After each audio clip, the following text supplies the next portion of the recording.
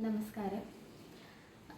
പൂജാമുറിയുടെ video ചെയ്തപ്പോൾ കുറച്ച് പേര് കുബേരപ്പോട്ട് എങ്ങനെ ചെയ്യണമെന്ന് ചോദിച്ചിട്ടുണ്ടായിരുന്നു. അതിൽ പറഞ്ഞിട്ടുണ്ടായിരുന്നു അതിൻ്റെ വീഡിയോ ഞാൻ സെപ്പറേറ്റ് ഇടാമെന്ന്. അപ്പോൾ ഞാൻ എങ്ങനെയാണ് കുബേരപ്പോട്ട് ചെയ്യുന്ന രീതിയാണ് കാണിക്കുന്നത്. ഞാൻ ആദ്യം മേടിച്ച കുബേരപ്പോട്ട് ഞാൻ മാറ്റിയായിരുന്നു. അപ്പോൾ ഞാൻ പുതിയ കുബേരപ്പോട്ടാണ് മേടിച്ചത്. അപ്പോൾ രണ്ടും എങ്ങനെയാണ് ഒരുക്കുന്നതെന്ന വീഡിയോ ഇടുന്നതാണ്. ഇതാണ് ഞാൻ ആദ്യം മേടിച്ച കുബേരപ്പോട്ട്. ഇത് ഞാൻ ആമസോണിൽ നിന്നാണ് മേടിച്ചത്. റേറ്റ് വരുന്നത് 250 സംതിങ് ആണെന്ന് തോന്നുന്നു, കൃത്യമായിട്ട് ഓർമ്മയില്ല. അപ്പോൾ ഇത് ഞാൻ ഉപയോഗിച്ചിട്ട് 1 വർഷത്തോളം ആവുന്നു. പക്ഷേ അത് കുബേരപ്പോട്ടിൻ്റെ അകത്ത് ഉപ്പ് ഒരു കലശത്തിൻ്റെ അകത്ത് ഉപ്പ് നിറയ്ക്കും. അപ്പോൾ അതുകൊണ്ട് ആ കലശം മുഴുക്കെ ക്ലാവ് പിടിച്ചതുപോലെ ആയിപ്പോയി. അതിൻ്റെ ക്വാളിറ്റി ഉണ്ടാണോ എന്തോന്ന് അറിയില്ല. അത് ക്ലാവ് പിടിച്ചതുപോലെ ആയതുകൊണ്ട് അത് പിന്നെ എനിക്ക് ഉപയോഗിക്കാൻ തോന്നിയില്ല. അപ്പോൾ അത് ഞാൻ മാറ്റിയിട്ടാണ് പുതിയ കുബേരപ്പോട്ട് മേടിച്ചത്. അപ്പോൾ അത് ക്ലാവ് പിടിച്ചപ്പോൾ തന്നെ ബാക്കിയുള്ള കലശത്തിലോട്ടൊക്കെ ആ ക്ലാവിൻ്റെ അത് പടരുന്നുണ്ടായിരുന്നു. പിന്നെ അത് ഉപയോഗിക്കാനും തോന്നിയില്ല. അങ്ങനെ പുതിയ കുബേരപ്പോട്ട് ഞാൻ മേടിക്കാൻ തന്നെ വിചാരിച്ചത്. ഇത് 5 കലശമുള്ള ഒരു കുബേരപ്പോട്ടാണിത്. 3 ഉണ്ട്, 5 ഉണ്ട്. അങ്ങനെ പലതരത്തിലുള്ള കുബേരപ്പോട്ട് ഓൺലൈനായിട്ട് അവൈലബിൾ ആണ്. അപ്പോൾ ഇത് ആദ്യം ഞാൻ മേടിച്ച 5 ആദ്യത്തെ വലിയൊരു കലശമുണ്ട്. ഈ ഒരു വലിയ കലശത്തിൽ ആദ്യം അരിയാണ് നിറയ്ക്കുന്ന, പച്ചരി. ആഹാരം നമ്മൾ വയ്ക്കുന്ന അടുക്കളയിൽ അതൊരിക്കലും ഉപയോഗിക്കരുത്. സെപ്പറേറ്റ് ആയിട്ട് നമ്മൾ കുറച്ച് മാറ്റി വയ്ക്കണം. ആ അരിയാണ് ആദ്യത്തെ കലശത്തിൽ നിറച്ച് വെക്കുന്നത്. രണ്ടാമത്തേൽ കോയിൻസ്, 1 രൂപയുടെ 11 കോയിൻസ് അതിലിട്ടേക്കുന്നത്. അതിനുശേഷമാണ് മൂന്നാമത്തെ കലശത്തിൽ കല്ലുപ്പായിട്ടേക്കുന്നത്. കല്ലുപ്പ് തന്നെ ഇടണം, പൊടിയുപ്പിടരുത്. കല്ലുപ്പാണ് വേണ്ടത്.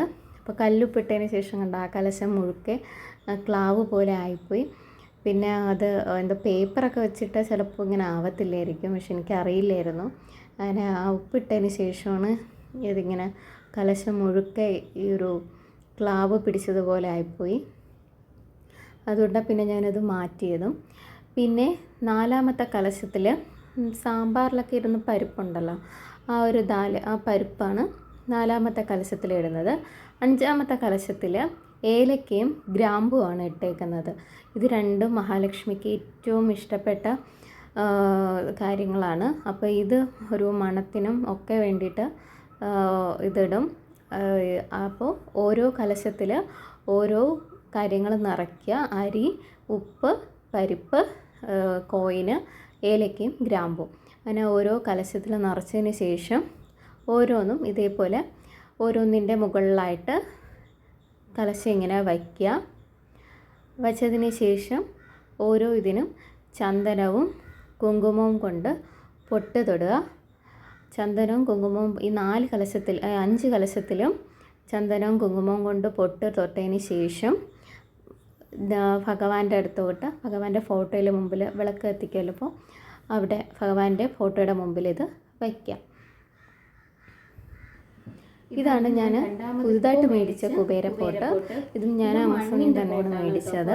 ഇത് 3 കലശമുള്ളതാണ്. ഇത് കളിമണ്ണിൻ്റെയാണ് ഉണ്ടാക്കിയിരിക്കുന്നത്.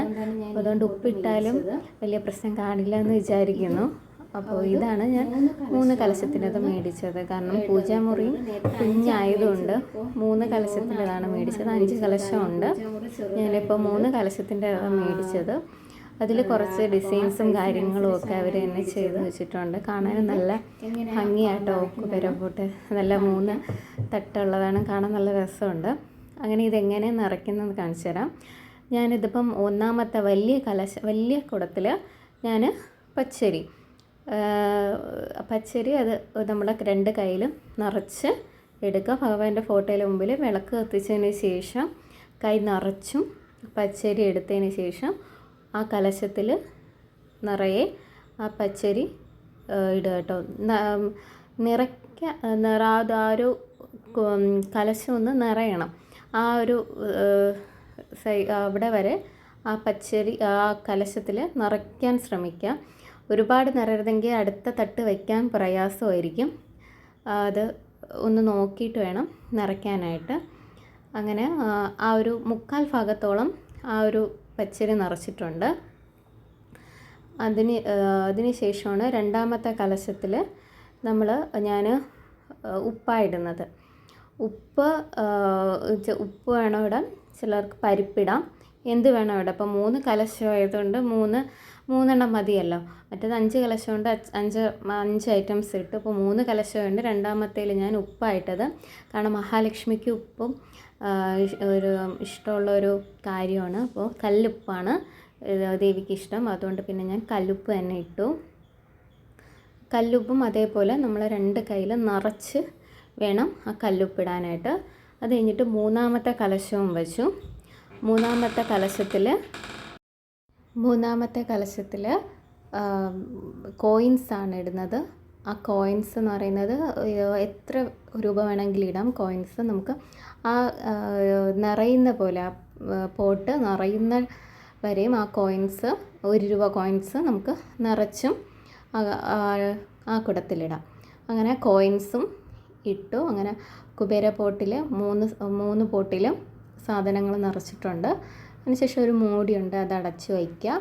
എന്നിട്ട് ഭഗവാന്റെ ഫോട്ടോയുടെ മുമ്പിലോട്ടത് വയ്ക്കാം. അപ്പോൾ കുബേരപ്പോട്ട് ഭഗവാന്റെ ഫോട്ടോയുടെ മുമ്പിൽ വെച്ചതിന് ശേഷം ഓരോ പോട്ടിലും ചന്ദനം കൊണ്ട് തൊടാം. ചന്ദനവും തൊട്ട് കുങ്കുമവും ഓരോ പോട്ടിലായിട്ട് കുങ്കുമവും തൊടാം. ഞാനിപ്പോൾ ലക്ഷ്മി കുബേരസ്വാമിയുടെ ഫോട്ടോയുടെ മുമ്പിലാണ് ഞാനത് ചെയ്യുന്നത്. കുബേരസ്വാമിയുടെ മാത്രം ഫോട്ടോ മുമ്പിലല്ലാതെ ലക്ഷ്മി കുബേരസ്വാമിയുടെ ഒരുമിച്ചുള്ള ഫോട്ടോസ് കിട്ടും. അപ്പോൾ അത് ആ ഫോട്ടോയുടെ മുമ്പിൽ വെക്കുന്നതായിരിക്കും ഏറ്റവും നല്ലത്. അതേപോലെ കുബേര വിളക്കും കത്തിച്ച് വെച്ചിട്ടുണ്ട്. എന്നിട്ട് ആരതി വിളക്ക് കത്തിച്ചതിന് ശേഷം ഡെയിലി ആരതിയും ഒഴിയാറുണ്ട് ഈ ഒരു പോട്ടിൽ. ഇത് കുബേര പോട്ട് നമ്മൾ വീട്ടിൽ വെക്കുന്നത് നമ്മൾക്ക് വീട്ടിലൊരിക്കലും ദാരിദ്ര്യമോ പണത്തിന് നഷ്ടം സംഭവിക്കില്ല, കുടുംബത്തിന് ഐശ്വര്യം ഉണ്ടാവും എന്നൊക്കെയാണ് ഒരു വിശ്വാസത്തിലാണ് ഈ കുബേരപ്പോട്ട് വീട്ടിൽ വെക്കുന്നത്. എനിക്കിത് അറിയാൻ തുടങ്ങിയിട്ട് കുറച്ച് നാളെ ആയിട്ടുള്ളൂ. അപ്പോൾ എനിക്കിത് വയ്ക്കണം വിശ്വാസം ഉള്ളതുകൊണ്ടാണ് ഞാനിത് വച്ച് തുടങ്ങിയതും. കുടുംബത്തിന് എപ്പോഴും ഈ കുബേരപ്പോട്ട് വയ്ക്കുമ്പോൾ നമ്മളെ കുടുംബത്തിന് ഒരിക്കലും ദാരിദ്ര്യമോ പൈസയ്ക്ക് എന്തെങ്കിലും ഒന്നും പറ്റത്തില്ല, കാശും അനാവശ്യമായിട്ട് ചിലവാകില്ല, പൈസയ്ക്ക് ബുദ്ധിമുട്ടുണ്ടാവില്ല എന്നൊരു വിശ്വാസത്തിലാണ് കുബേരപ്പോട്ട് ഒരുക്കുന്നത്. വീഡിയോ എല്ലാവർക്കും ഇഷ്ടപ്പെട്ടെന്ന് വിചാരിക്കുന്നു. Thank you.